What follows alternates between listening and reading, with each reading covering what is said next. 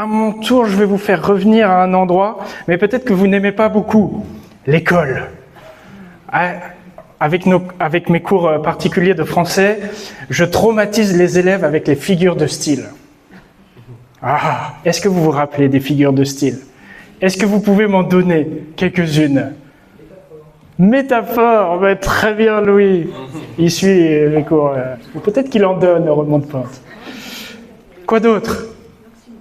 Oxymore. Oh, très bien, on va le retenir celui-là. Pléonasme. Hyperbole, litote, paronomase, métonymie, synecdoque. Beaucoup de ces figures montrent des parallélismes ou des contrastes, des contraires, des opposés. Et moi j'ai retenu le fameux oxymore, soleil noir de la mélancolie. On met deux termes opposés les uns à côté des autres. Soleil noir, ça ne va pas ensemble. Et cette période de printemps, c'est une période de contraste. Toute cette semaine, on a eu du beau temps, là on a de la grisaille, et puis on aura du beau temps de nouveau. On a eu du froid pendant l'hiver, là la chaleur rentre. On a eu du sombre, et puis grâce aussi au changement d'heure, on a plus de luminosité en ce moment. Après la mort de la nature, la vie reprend ses droits. C'est le plus grand des contrastes, la mort, la vie. Et je vais mettre ma première slide. C'est le plus grand des contrastes, comme on voit sur cette image que j'aime beaucoup de la plante qui sort du bitume. Incroyable, une petite plante qui arrive à fissurer le béton humain. La vie plus forte que la mort dans cette image. C'est comme le nettoyage de printemps. Je ne sais pas si ça vous prend en ce moment. Vous voulez tout nettoyer d'un coup. Vous voulez ouvrir les fenêtres, aérer un bon coup. C'est aussi un synonyme de passage de la mort à la vie, quelque part. La vie et la mort prédominent nos pensées et nos imaginations. Et moi, je veux faire appel à d'autres références culturelles, comme le film Jumanji, où ils ont 3 vies tatouées sur le bras. Et il y en a une qui s'efface à chaque fois. La pression des personnages, ils regardent et ils voient « j'ai plus que 2 vies ». Comme dans le jeu Mario, dont Solène nous a parlé, et dans sa chanson de Gérald de Palmas, années 90-2000, pour ceux qui connaissent, « Je n'ai qu'une seule vie ». Est-ce que ça vous dit quelque chose? Il insiste sur le fait que la vie est courte, et avec cette pression, il faut trouver le remède. Il faut que quelqu'un l'aide, parce qu'il n'a qu'une seule vie.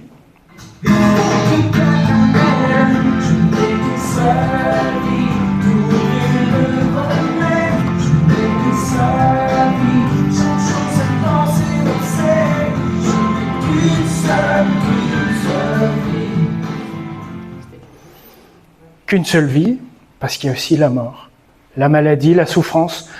Et alors j'ai cette image d'épée de Damoclès qui est sur nous. Et ça m'avait pensé à la pub Carglass, je ne sais pas si vous vous rappelez, sur cette fameuse épée de Damoclès. Un impact sur un pare-brise, c'est une menace permanente. Une épée de Damoclès qui peut vous tomber dessus sans prévenir. À tout moment, cet impact peut se transformer en fissure et détruire votre pare-brise. Un impact, en général, ça se répare. C'est même gratuit. Avec l'assurance Brise-Glace, appelez maintenant le numéro magique 3220 et dites Carglass. Carglass répare, Carglass remplace. Voilà. Mais comment alors vivre une vie qui a du sens avec cette menace qui plane au-dessus de nous? Comment revenir à la vie dans ce monde en guerre? Souvent, on en reparle à chaque fois autour de nous avec cette souffrance. Comment revenir à la vie en moi-même où il y a des zones de mort? Peut-être vous sentez que vous avez besoin de revivre en ce moment. Peut-être que vous vous trouvez à un carrefour dans votre vie, crise de la quarantaine, transition, déménagement, et vous voulez avoir du changement qui a du sens. Peut-être vous avez des choses aussi qui vous tirent vers le bas, et vous avez besoin de faire un deuil pour pouvoir avancer vers la lumière. Eh bien, le retour à la vie après la mort, c'est le message de Pâques. C'est le message de ce matin. Un message incompréhensible, comme le disait la vidéo. Je ne sais pas si vous suiviez au début. Ça paraissait impensable. Mais c'est un message puissant, quand même. Pourquoi? Parce qu'un homme nommé Jésus est mort, exécuté, puis il est revenu à la vie, ressuscité. Comme le phénix, que Philippe aime beaucoup. Vous irez lui demander pourquoi. Comme une graine qui meurt. La graine, elle meurt, et puis elle germe, puis elle pousse et elle donne place à la vie. C'est ça le message de Pâques, de la mort à la vie. Mais quelle est votre réaction devant ce qui s'est passé à Pâques? J'aurais aimé avoir vos réactions intérieures face à la vidéo aussi, face à la croix, la souffrance de Jésus, la résurrection, tout ça. Est-ce que vous trouvez ça trop barbare, trop sanglant, qu'on se focalise sur cette croix? C'est quand même horrible. Et puis si vous avez vu le film La Passion de Mel Gibson, c'est encore plus horrible. Ou alors c'est trop beau comme happy end. Oh, il ressuscite, oh, c'est trop facile. Ou alors c'est un twist juste divertissant et ça reste du domaine de la fiction, comme dans des séries, des films, comme la série Game of Thrones. Attention spoiler, Jon Snow. Je n'en dirai pas plus, mais j'ai tout dit déjà. Est-ce que c'est pas un peu trop toute cette histoire, too much? Et puis qu'est-ce que ça change, ça? Et quel impact ça peut avoir dans ma vie aujourd'hui? Eh bien tout d'abord, ça change tout, comme dirait Jamie Gourmand. Et c'est ce qu'on va voir. Parce que Jésus, qui est passé de la mort à la vie, c'est un motif d'espoir. C'est un motif d'espoir. Ce retour à la vie, c'est une bonne nouvelle en fait. On revient au cœur de pourquoi on se retrouve le dimanche matin. L'Église, la foi chrétienne, c'est une explosion de joie pour dire que la mort n'est pas plus forte, la vie est plus forte que la mort. La mort n'a pas le dernier mot. Le bien est plus fort que le mal. Et la mort et le mal dans notre vie, c'est quelque chose d'horrible qui apporte la souffrance. Et quand on est face au mal, à des funérailles, des deuils, des problèmes dans la vie, on sent que c'est pas normal. On sent que c'est pas normal. Et Jésus, un homme qui déclarait être le Fils de Dieu, il a montré qu'il était pour le bien, pour la vie. Je vous encourage à relire les évangiles avec en tête Mario. Il est pour la vie, le gars. Il fait la fête. Son premier miracle, c'est faire plus de vin à un mariage. Il guérissait, il prenait soin, il transformait les personnes qu'il rencontrait chaque jour. Et puis, il a surtout dit cette phrase. Ah, cette phrase-là. Cette phrase-là. Je suis un peu en retard. Cette phrase-là. Je suis la résurrection et la vie. Et il l'a démontré. Jésus, un homme de bien, apparemment innocent, vient subir une trahison. Judas, une exécution, une mort, et il ressuscite. Et en faisant ça, il montre que c'est la solution pour éloigner ce mal de nous. C'est assez incroyable, mais le poids de la culpabilité, quand on répète les mêmes erreurs, les fautes qui m'écrasent quand je rate la cible, eh ben, il offre d'enlever et d'effacer ça. C'est ça l'ardoise dont on parlait dans la vidéo. Effacer. Par une action très difficile à faire aujourd'hui. Pardonner et s'offrir soi-même. Très difficile. Et sa résurrection du dimanche matin, c'est ça qui nous libère. Sans ça, on resterait prisonnier de nos problèmes, sans espoir d'un changement.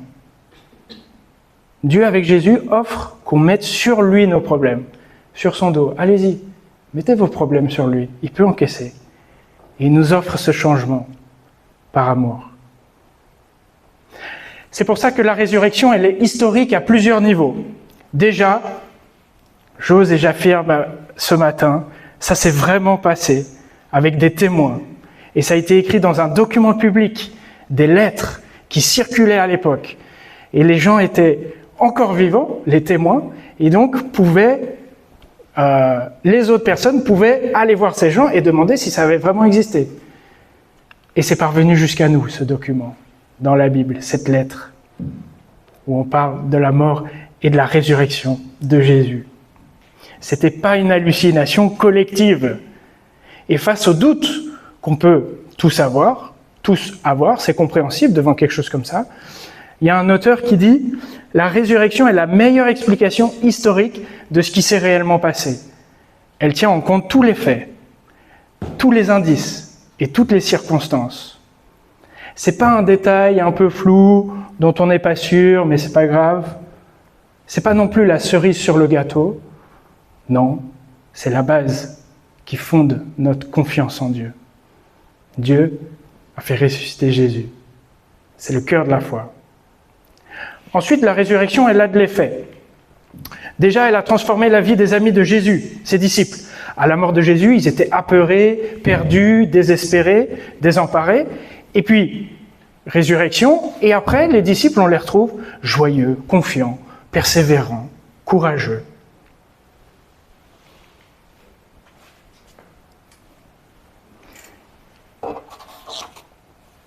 Jésus-Christ ressuscité, ça peut transformer aussi notre vie aujourd'hui. Ça change ma manière de voir la vie, la mort, mon existence aujourd'hui. La vie prend une nouvelle orientation parce que on porte et on vit ce message d'espoir que la mort n'est pas la fin. Et pour nous non plus, c'est pas la fin. Incroyable aussi, la résurrection de Jésus nous promet la résurrection pour nous aussi. Ça montre que c'est possible pour Dieu de le faire pour nous aussi. Du coup, la peur s'en va. Cette épée de Damoclès, comme dans la pub Carglass, elle s'en va. La confiance prend le pas. Et si Jésus est ressuscité, ça veut dire qu'il vit avec nous chaque jour. Il peut vivre avec nous chaque jour. On peut lui parler, on peut l'entendre. Il nous encourage, il nous soutient, il nous guide et il nous relève. La foi, ça ne repose pas sur un enseignement ou des dogmes ou une religion, mais sur une personne vivante, Jésus-Christ. Tout ça, ça change la vie, mais est-ce qu'on est prêt à ça? Enfin, la résurrection montre qu'il y a des possibilités de renaître à l'intérieur. C'est mon dernier point. C'est un nouveau départ, comme le disait la vidéo, une seconde chance avec Dieu. Comme la glace durant la nuit qui fond au soleil du matin, Dieu peut, et je le crois sincèrement, encore opérer dans nos vies quand on pense que c'est mort. C'est mort. Ça va jamais changer, ça. Dans les zones de mort où tout semble perdu d'avance, où la souffrance prend le pas sur l'espérance, où le désespoir nous gagne. Ces périodes aussi où Dieu nous semble absent, où on a plus de questions que de certitudes. Dans nos vies, dans nos histoires, parfois on se dirige vers une mort irrévocable. Mais la vie avec Dieu, la résurrection dans nos vies, elle est disponible, comme un matin de dimanche de Pâques. Comme un matin du dimanche de Pâques. Comme ce matin. La foi, la relation avec Dieu apporte cette résurrection dans nos coins de nos vies. Parce que Dieu travaille mystérieusement dans nos vies. Même si on ouvre un tout petit peu la porte de notre existence, ou de manière timide, Dieu peut changer des choses. Encore maintenant, des personnes en quête de vie continuent de rencontrer Jésus-Christ et de revivre. Des personnes qui veulent être libérées de leur passé, des personnes qui ne veulent pas être définies par leurs erreurs, des personnes qui ne veulent pas être effrayées par la mort, des personnes qui veulent de l'amour, de la sérénité. L'exemple parlant de Lee Strobel, un journaliste américain athée, qui a fait une enquête sur la résurrection, en quelque sorte, et qui a été convaincu de la résurrection de Jésus, et il a vécu cette résurrection aussi intérieure. Si bien que sa fille de 5 ans a été dire à sa maman, « Maman, je veux que Dieu fasse pour moi ce qu'il a fait pour papa. » Si c'est ça que Dieu fait dans la vie d'une personne, moi je veux ça aussi pour moi. Parce que quand Jésus entre dans notre vie, il nous transforme. Jésus dit, là où je suis, il y a de la vie et il y a de la résurrection. Automatiquement. Alors, un challenge pour vous, réfléchissez si dans votre vie, est-ce que vous pouvez trouver un moment ou des étapes de changement intérieur, où votre cœur a changé. Un moment où il y avait peut-être de l'endurcissement, et maintenant il y a de la douceur. Où il y avait peut-être un blocage, et maintenant il y a du soulagement. Un moment où il y avait de l'aveuglement, et maintenant vous vous y voyez plus clair. Un moment où il y avait de la mort, et maintenant il y a de la vie. Si vous n'avez pas vécu ça, ça veut peut-être dire que vous avez besoin de la vie de Jésus. Si oui, tant mieux. Et je suis sûr que Dieu était là pour vous aider dans ces moments. Alors la question c'est, Quels sont les endroits où vous vous sentez comme mort dans votre vie? Quels sont les domaines où vous avez besoin de revenir à la vie? Parce que Jésus peut et veut vous faire revivre.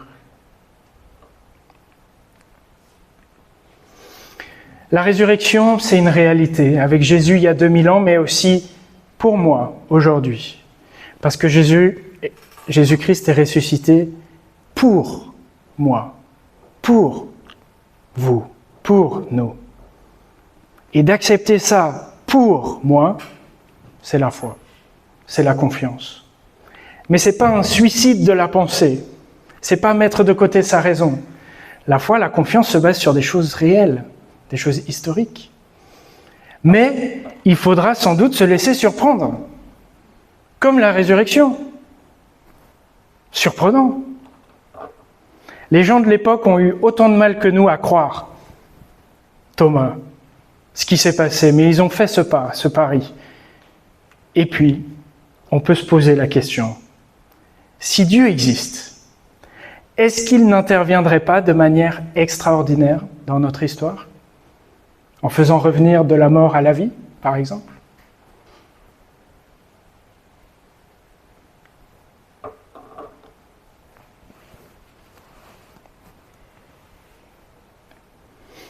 Merci pour votre attention.